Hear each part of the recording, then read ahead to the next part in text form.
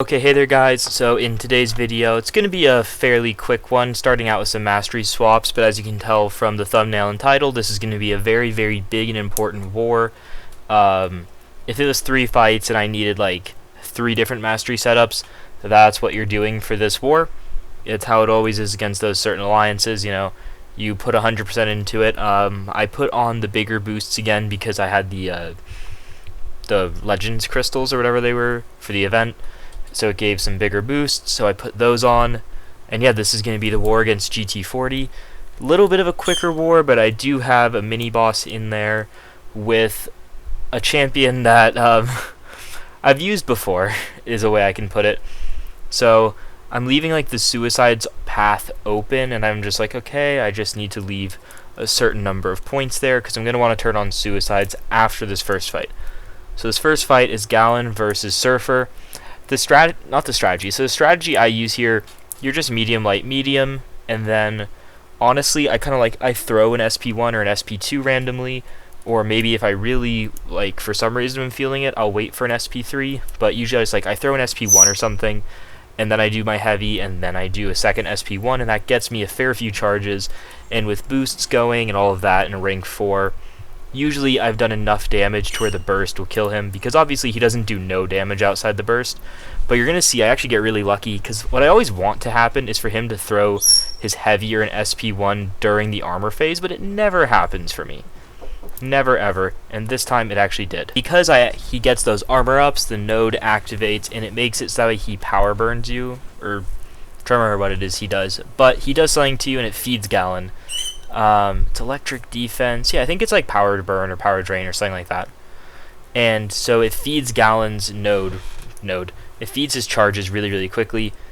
Gallon was also here for a pre-fight duty, and gonna drop that on for Fios there to take that nice mojo with a cosmic champion. He's an absolute menace of a dude, just not zero cares, but just super good player, super good.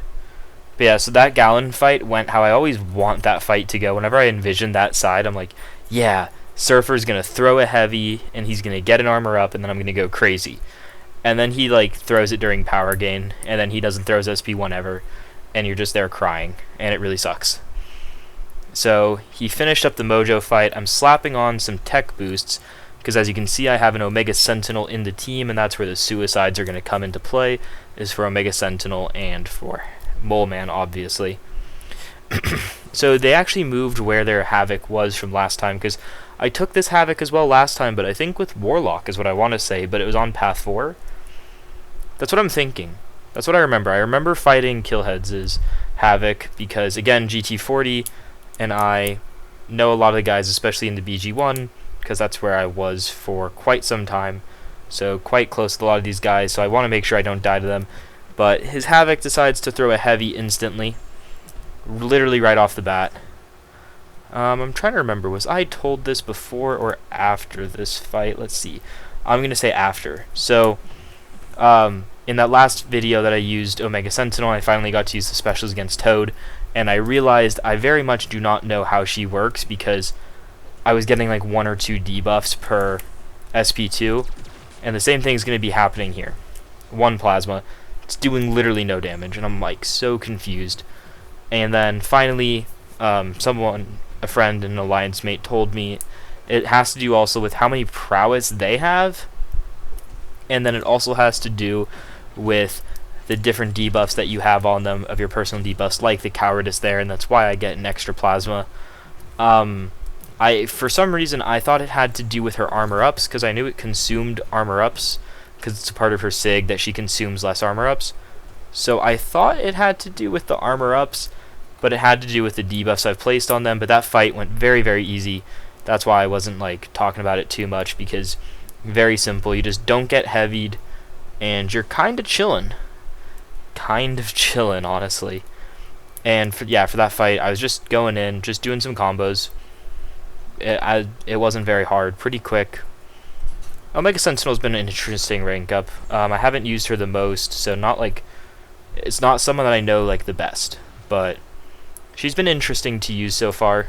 She's definitely not your typical champion, and this Spider Ham with an Invul is a very, very common fight for me. Just trying to get revenges down while I get some revenge, and hopefully they do not get revenge on me here.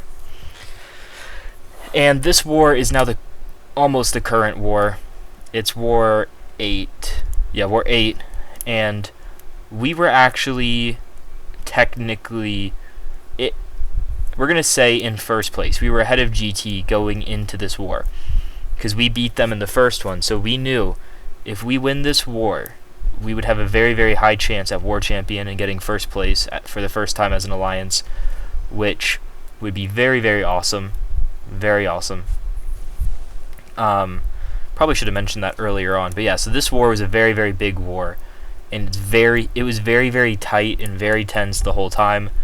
The deaths, you'll see the deaths at the end.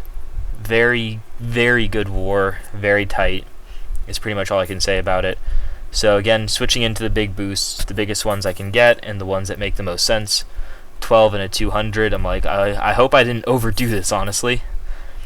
And I go for the Power Start 1 because this fight, with the way you can stack poisons, I don't want to spend time baiting his specials where then he gets more poisons and there's more chance and time for the debuffs to build.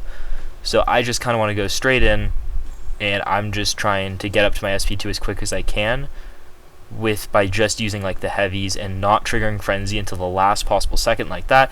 And of course, on the singular block I took to trigger Frenzy, I got a poison, and then I got 3 poisons during my SP2, making him go unblockable, but my SP2 did so much damage it pushed me back almost to an SP3, so I was able to throw another SP2 unblockable and rinse him out. Use the extra energy from the refill, get up to Chavez, not taking her, not my job, not my problem. And unfortunately, this is our first loss of the season, making both of us 7-1. I want to say 7-1. Making both of us 7-1 at the end of this war, and we were ahead by 1 attack bonus now or something, I think? I'm not sure. I think it said we were ahead of them in the standings still.